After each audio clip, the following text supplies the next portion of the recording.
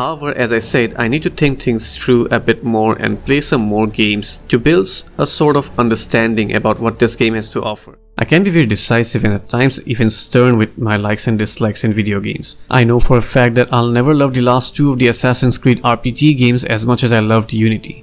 I know for sure that roguelikes will never be my cup of tea, but I find so much delight in Metroidvanias. I just simply adore Dark Souls and I have nothing but disdain towards God of War 2018. But Witcher 3 was different. At no point of time was I able to establish if I loved this game or if I just like this game or if I simply don't like it. At times, I did even question if I hate it. The combat started out well, but it got really stale. The world was breathtaking, but the amount of dialogues and lack of gameplay elements made it very annoying. I dropped the game several times during my first playthrough, but I always kept going back. Something just kept calling me back again and again. And alas, after finishing it, I finally was able to detach myself from it. My final thought was that it's not that good of a game, but it has amazing story and world building. But I just could not convince myself about it. I felt like I did not understand the game and as such unable to see the true beauty behind it. And so I decided to return back to it one day after experiencing other things that the gaming industry has to offer, primarily in the open world genre. And just after 2 years, I finally understand the masterful craftsmanship behind designing this game. Let's start with the open world, as that was the main thing that always kept me pulling back again and again. And it is one of the strongest aspects of this game, which I severely misunderstood on my first playthrough. I thought this open world is nothing but a massive checklist, completion of which was very unrewarding. I honestly thought the open world to be purposeless, yet I always found myself being attracted towards it. Reason? Well, I was just simply wrong about it. The open world serves the purpose of making an immersive and believable world of which Geralt is a part of. The small villages well off with their produce, refugee camps where they don't have enough to feed themselves, the poor sections of the city with their rundown buildings and the poor roads, and the richer side of the city with their sparkling clean roads and fancy buildings. There was one point during this playthrough where the game went a step even further in this regard. In around this part of Valen, the enemy types are named as cannibals. As far as I know, they cannot be found anywhere else. Why this is interesting is because around these parts itself, we can find a refugee camp where the NPCs are constantly on about how hungry they are. And interestingly enough, we can pick a side quest nearby here which ends with finding this lady's dead betrothed's body. All well and good till there, but if we return later to this spot where we found a body, we find the lady feeding on her betrothed's corpse. The hunger made her go that far. Now, given all the things that we have observed, it tells us how affected the people in these parts are, which is an excellent approach towards environmental storytelling, and it really makes the world feel alive. Apart from that, there are these little NPC conversations at times that also add a lot to the setting. Yeah, they definitely are repetitive, but it still establishes the current state of the world. Like this conversation between these two persons that show how there have been a little division amongst the society pertaining to the Nilfgaardian invasion. Nilfgaardian. My gran was from Nazaire. Oh, so that's how it is. Then by my leave, master. I know is what I know. May the gold sun guide you far away from my lands. But the purpose doesn't end in just that. Exploration is actually rewarding in this game. Unlike in my first playthrough, this time around I stopped focusing on various armors and weapons that I could find containing different numbers.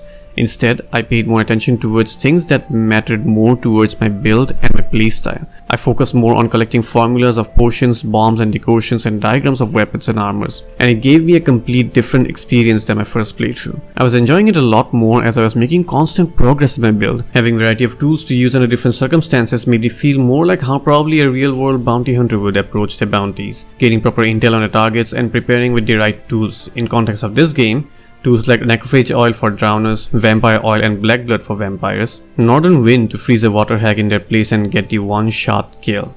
And lastly, of course, there were side quests and activities. Interesting side quests and activities, if I may add. I'll talk more about the side quests a bit later, but in context of exploration, a massive positive point is that these quests are not always an exclamation mark on the map. They do appear, but we need to first discover them. There are, of course, quests that we can pick up from notice boards which will be marked on the map, but there are these variants too, creating a wonderful blend of guided and unguided exploration filled with discovery. And it adds to the role-playing part too. As being Geralt of Rivia, a wandering bounty hunter, it is natural to pick up contracts and also come across random events while traveling around in search of contracts. Apart from that, the fact that a lot of these notice board quests, if not all, simply exist in the world without us picking them up first adds a lot to the immersion. Coming to the side activities, They are definitely repetitive, but again, the direct and indirect rewards were good enough to keep me going on with it. Direct rewards as in finding diagrams and formulas, and indirect rewards as in level up XP, which helps me get closer to my desired build. And apart from that, there definitely is a sense of feel-good factor in it whenever a villager says things like these. And lastly, I have to talk about the aesthetics. Till now, I haven't found an open world that feels this good to be in.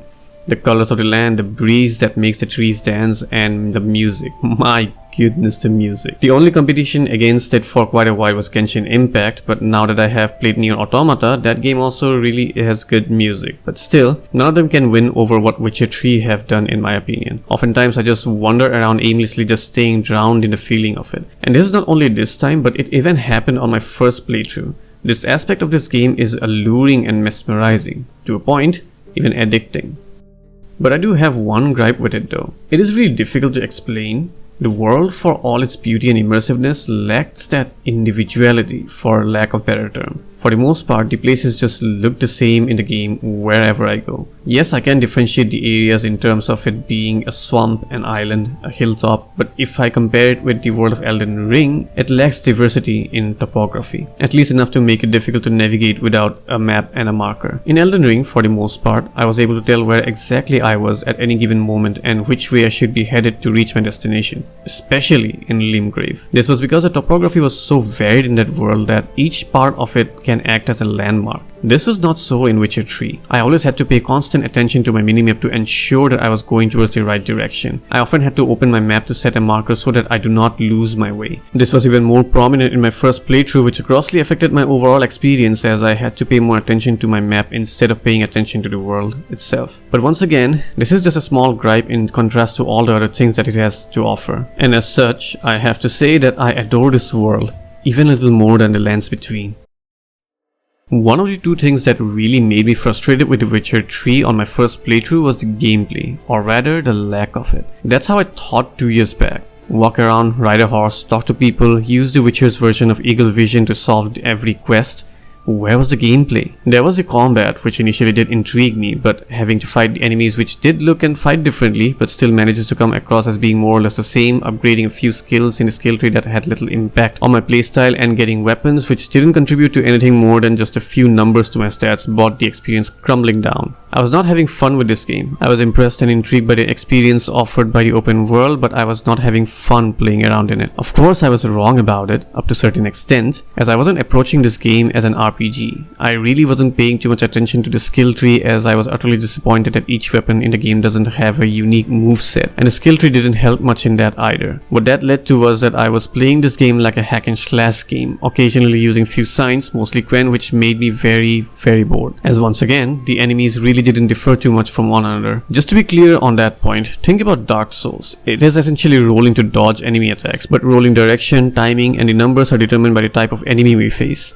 We do not use the same rolling strat against a Lothric Knight and a Black Knight. In Witcher 3 though, there is no such strat. Just press the button and you'll be safe unless it's one of these guys. They are just wonky. But coming back to the topic, this time around I approached this as an RPG, and as I said, I focused a lot more on my build. And my build was focused more on science and potions, which made it really fun. It brought in the mental work of decision making, which is very interesting to engage in. Furthermore, since now I was using varieties of potions, bombs and science, the combat scenario started to feel more diverse and hence more engaging and intriguing. And one more important change to the combat system with the recent next-gen update, which had a massive influence on my overall combat experience, was the quick science system. On my first playthrough, one of the main reasons why I stuck to using Quen for the most part was because popping out that sign wheel every single time I wanted to use a different sign constantly broke the flow of the combat, and it was really annoying amidst the already shallow combat system. Quick signs changed that.